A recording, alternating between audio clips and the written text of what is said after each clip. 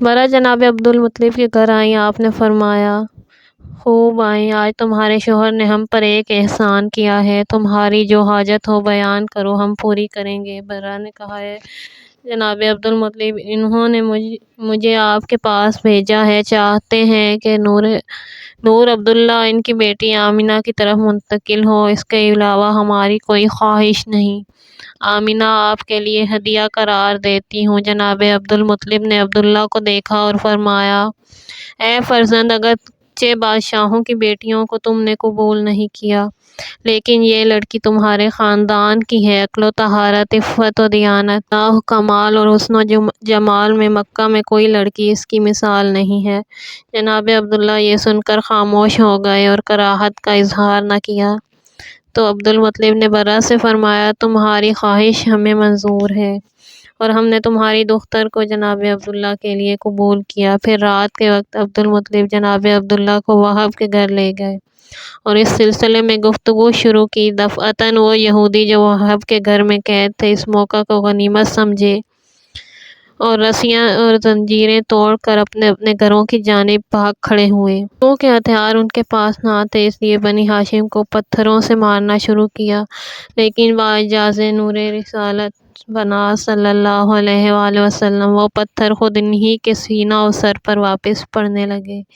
ادھر ان شیروں نے نیام سے تلواریں کھینچی اور نور سید انام صلی اللہ علیہ وآلہ وسلم سے توسل کر کے ان کافروں پر حملہ کیا اور ان سب کو جہنم میں پہنچا دیا۔ اس قضیہ داہیہ کے بعد جناب عبدالمطلب نے وہب سے فرمایا کل صبح انشاءاللہ ہم اور تم قوم کی موجودگی میں اس تقریب نکاح کو سر انجام دیں گے۔ دوسرے روز صبح حضرت عبدالمطلب نے اپنی اولاد اور اعزاء کو ساتھ لیا۔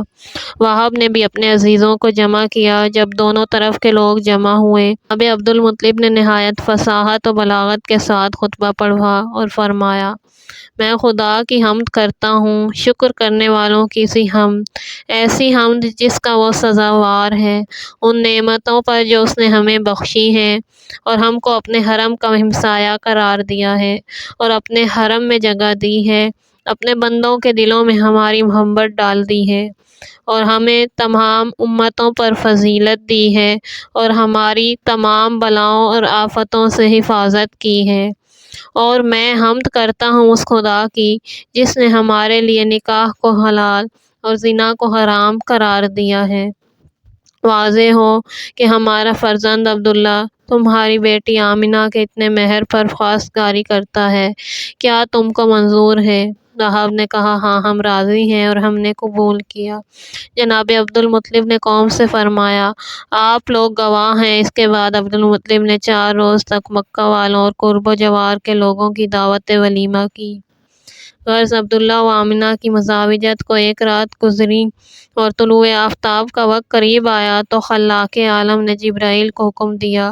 انہوں نے جنت المأویٰ میں ندا کی، پیغمبر بشیر و نذیر، سراج منیر کے ظہور کے اسباب تقدیر تمام ہوئے۔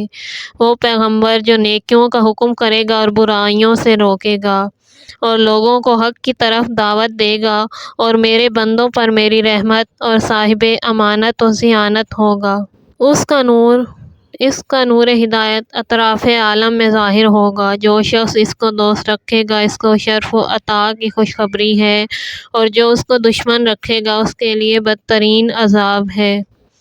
وہ وہی ہے جس کی پاکیزہ طینت کو آدم کی خلقت سے پہلے میں نے تمہارے سامنے پیش کی تھی۔